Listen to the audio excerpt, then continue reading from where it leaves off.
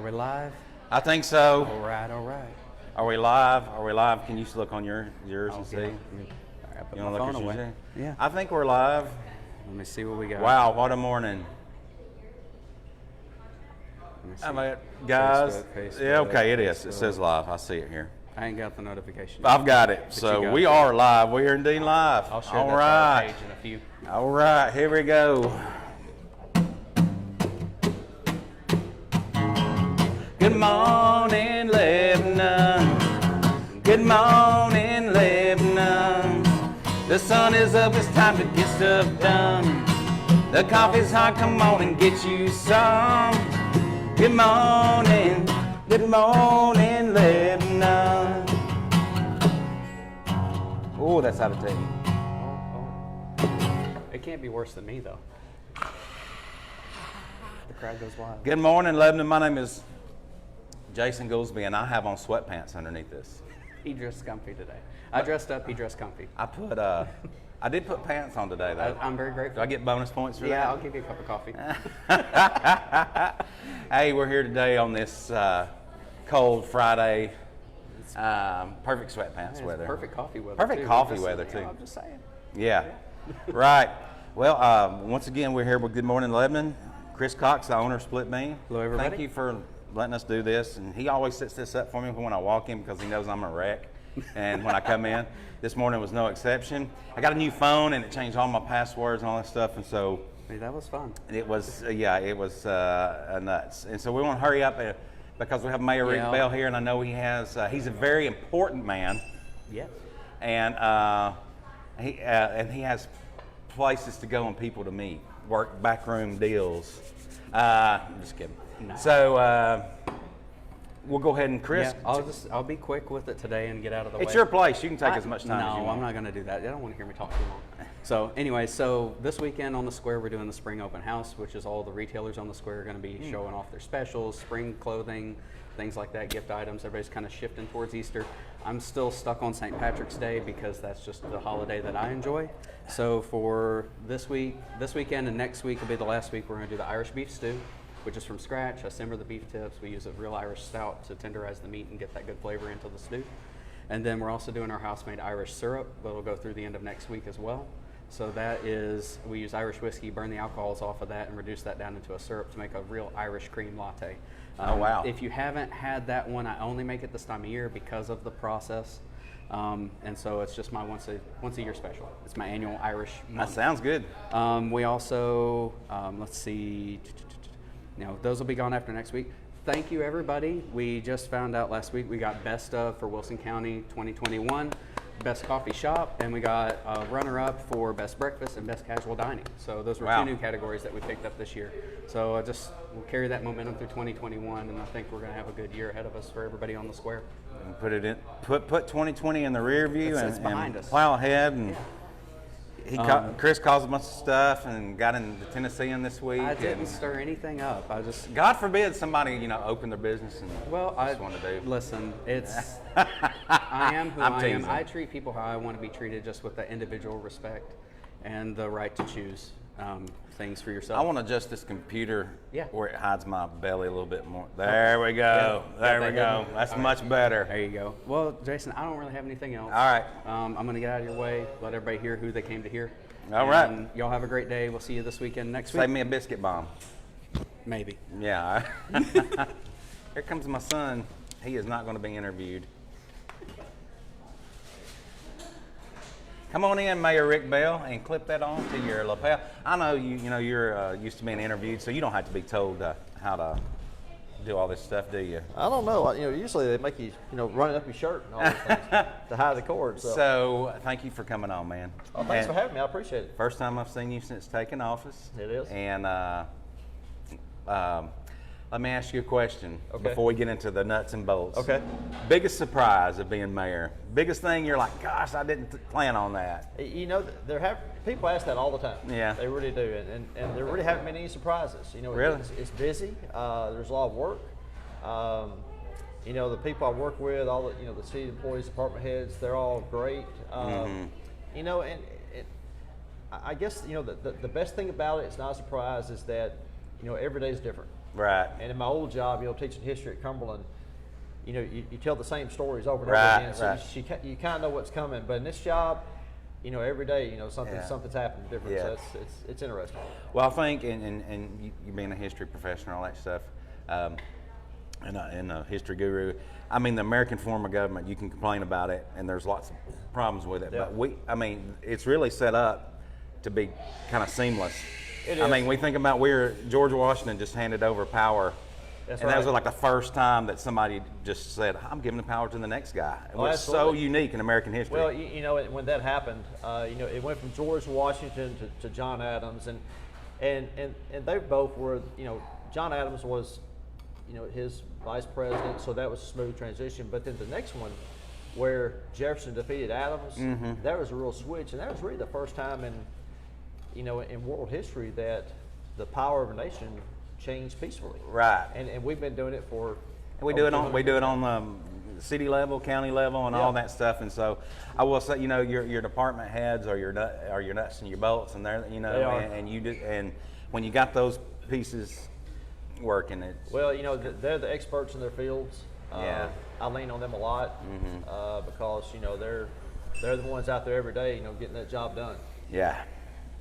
Well, the reason I had you on is because there was a couple of I've been doing some videos from my realtor page, Yeah. and they've gotten a lot of traction, and I've been watching them. and people people want to know what's coming and what's going on, and I thought this was a great idea. And also Sarah Haston, who is in the background over there, your legal counsel for today, to make sure you don't say anything. She's doing this, y'all. Nobody's going to see you. We thought it was a great idea for the man himself, Okay. the man, the myth, the legend, Rick Bell himself, to come on and explain some of these things that Lebanese are fired up about. Okay. And so there's a couple of things that I noticed that get a big reaction out of people. Okay. And we'll keep it to 2, and then if you ever want to talk and come back on again, you're That'd be welcome great. Hey, anytime. I'll come back anytime you want me to. All right. So, townhomes and apartments. Yeah. There is a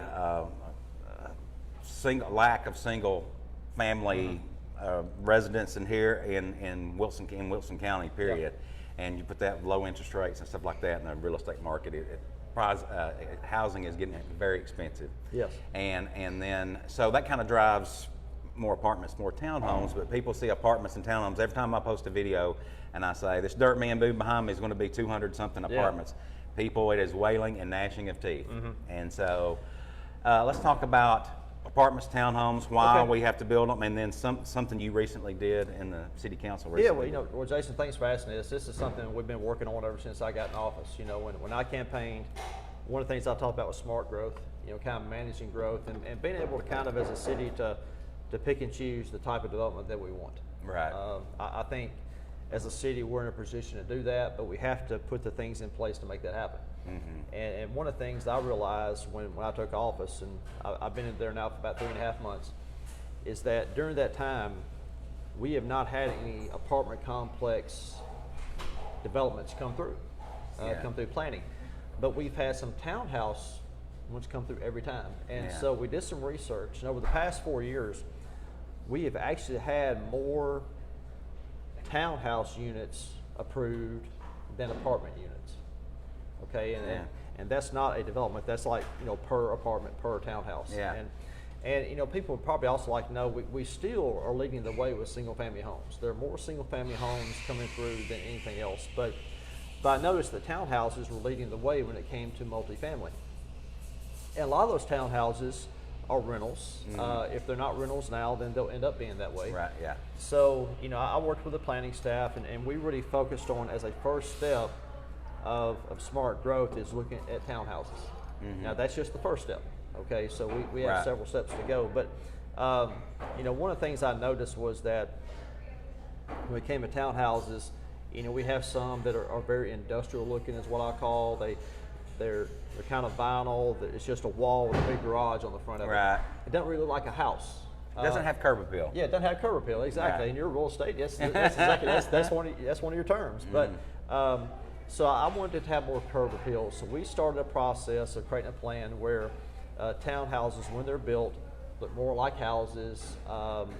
You know, a garage does not dominate the front. You know, have more garages on the back, so there's like a front yard. Right. And so, you know, I think townhouses are something that we're going to continue to have come here, but they'll be high quality. Yeah. They'll look good. They'll be quality built. The building materials will be good. So that's what we're working through right now. It's something I'm really excited about. The Planning Commission passed it unanimously. City Council passed unanimously on first reading, and we have a second reading. And you know, I'll tell you, Jason, I go to other cities, Gallatin. I was in Lakewood the other day. Lakewood's not even a real town. Yeah. And It's part of Nashville. It's part of Nashville. Yeah. And I passed a townhouse development that was great. Yeah. You know, and I just feel like if those places can have that, we can have it too. We can have it too, and Yeah. you know, we all kind of look to Nashville for that, and Nashville has some really nice townhomes. I mean, Yeah. you drive past them and you have to actually stop and Yeah. go, wait, those are townhomes. Well, you know, Well, and you know, and because they're beautiful. And there are builders who are going to build, you know, build nice ones and good looking ones, Right. but we have a minimum. Yeah. And you're always going to have people who are going to build to the minimum, and really what we're trying to do is raise that minimum. Right. You know? Which is, I mean, people also have to realize that's going to raise the price of them. Mm-hmm. You know, but we want a nice county, and We do. and we want a nice city, and we cannot keep our cake and eat it too. That's you know, right. so That's right. if you want really cheap townhomes, then they're going to look cheap. You know, and so, but you said something now. Single family still, we approve more single family than townhomes and apartments. We do. We Yeah. do. So it doesn't look that way. Well, So that's something I think the listeners. you know, over the past like. 4 years, that's what we kind of looked at, and Yeah. so over those past 4 years, we still get more single-family home improvements, Right. you know, coming through. So it's not all one thing or the other. There is a mixture, Yeah. but still with that mixture, I think we can still have quality, Right. And that's what I'm looking for. Right. Yeah. That's good. And also, people have to realize that when land is zoned a certain way, Yeah. and it's has these approved uses that it can be built on it. If somebody wants to build apartments or townhomes, and the land is zoned for that way, and you just can't say, well, no, you're not going to do that, because That's then true. you open up legal. And the city, you know, the city really has a lot of power in that zoning process. Right. When somebody comes in and asks for rezoning, then, you know, the city council can decide what they want to do. They can Yeah. zone it or not. Yeah. But once that zoning is passed, Right. then whatever's allowed there Right. can go there. So if something's already zoned that way, and somebody comes in and says, we want to build this, then you just can't say, no, we don't want that. Well, exactly, and that's the way for multifamily, what you're talking about. We have land here, you know, throughout the city that's already zoned that.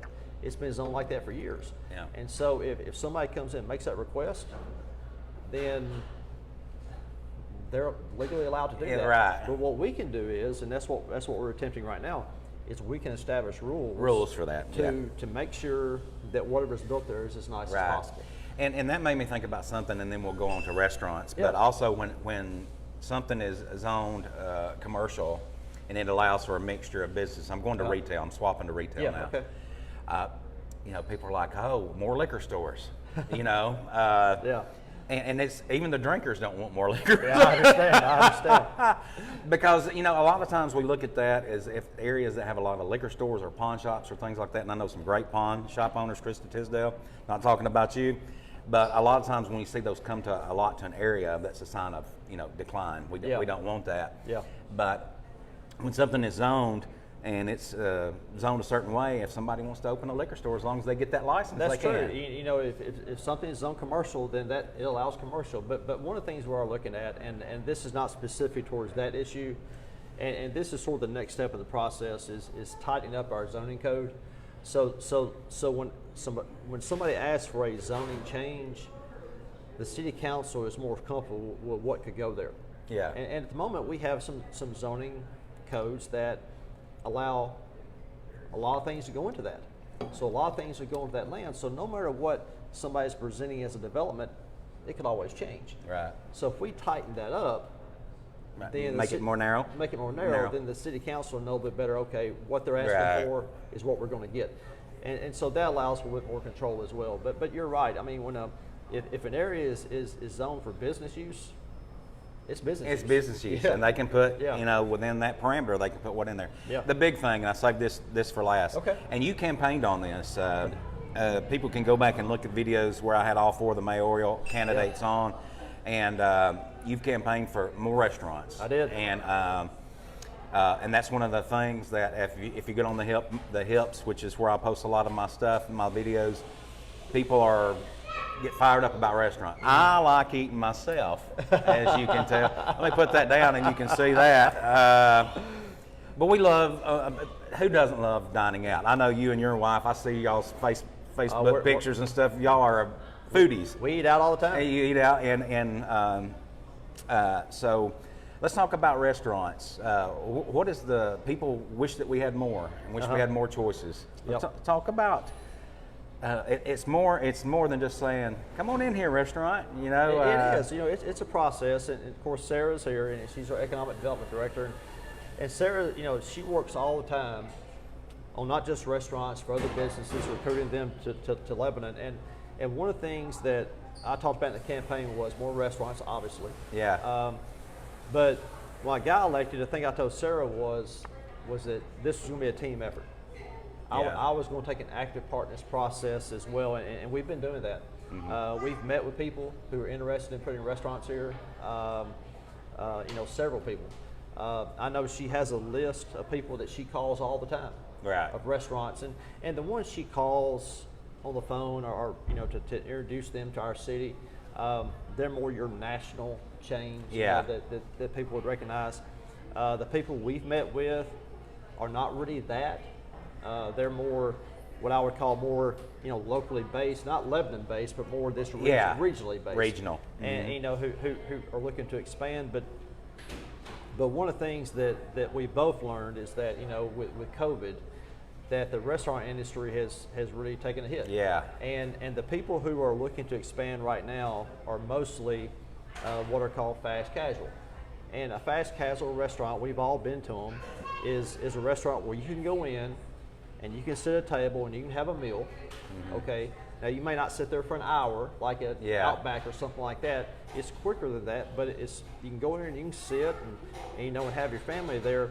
But they also want a drive-through.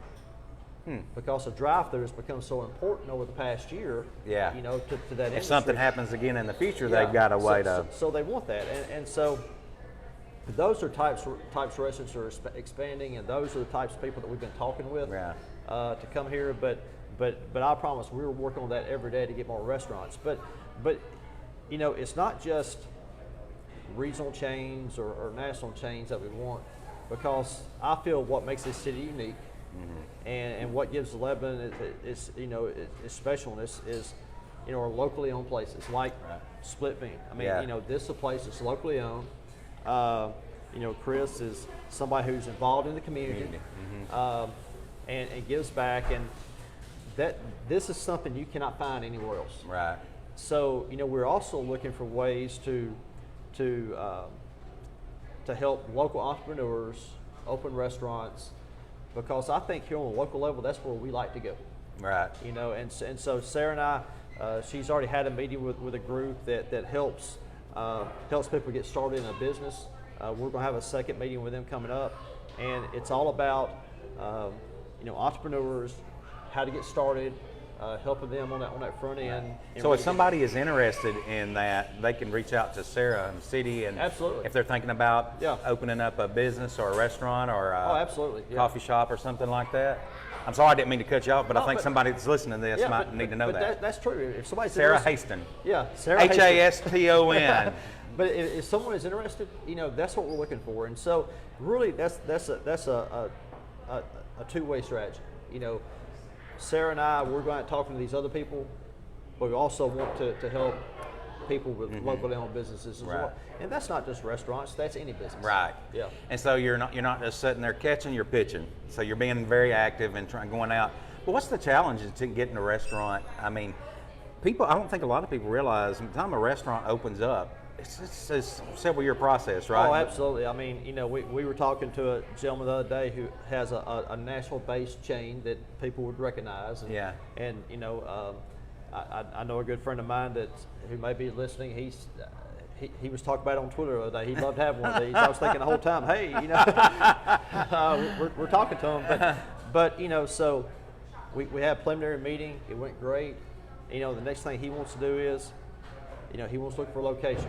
Mm-hmm. He wants to know the demographics, you know, where Right. people are living, you know, and find that perfect spot. And then of course he has to look at, you know, going through the process of building a building and Right. you know what that looks like, and you know, because in any business there's a front end cost. Yeah. And they have And to it's take a that lot. into effect, and it's a lot. It's And- millions. and so it's a process. It doesn't happen overnight, and I promise you, you know, I wish I could snap my fingers and make it happen. and make it faster. happen.